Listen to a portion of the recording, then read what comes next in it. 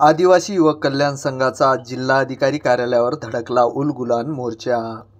हिंगोली शासकीय सेवेतील पदभरतीमध्ये अनुसूचित जमातीतील एसटी संवर्गाच्या कोट्यातून निव्वळ झालेल्या कर्मचाऱ्यांना जात वैधता प्रमाणपत्र बंधनकारक करावे यासह अनेक मागण्यांसाठी आज दिनांक 5 सप्टेंबर रोजी आदिवासी युवक कल्याण संघाच्या वतीने राज्याध्यक्ष तथा माजी आमदार संतोष टारफे यांच्या नेतृत्वाखाली जिल्हा कार्यालयावर उलगुलान मोर्चा काढण्यात आला।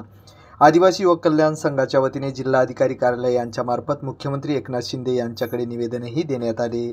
हा मोर्चा हिंगोली शहरातील छत्रपती शिवाजी महाराज पुतळा परिसरातून सकाळी 9:30 वाजता शहरातील विविध मार्गाने जिल्हाधिकारी कार्यालयावर काढण्यात आला। मूळ आदिवासी समाजाच्या मागण्यामध्ये बोगस लोकांनी आदिवासी बळकावलेली 12,500 आदिसंख्य पदे विशेष मोहिमेद्वारे तातडीने भरावीत, तसेच अनुशेषाची 55,687 पदे तातडीने भरावीत।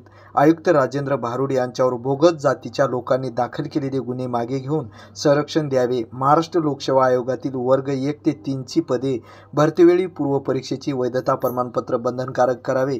संभाजीनगर येथे असलेले अनुसूचित जमाती जात पडताळणी समिती कार्यालय कळमनुरी किनवट येथे स्थलांतरित करावे। अशा विविध मागण्यांसाठी आज दिनांक 5 सप्टेंबर रोजी आदिवासी युवक कल्याण संघाच्या वतीने जिल्हाधिकारी कार्यालयावर उलगुलान मोर्चा काढण्यात आला।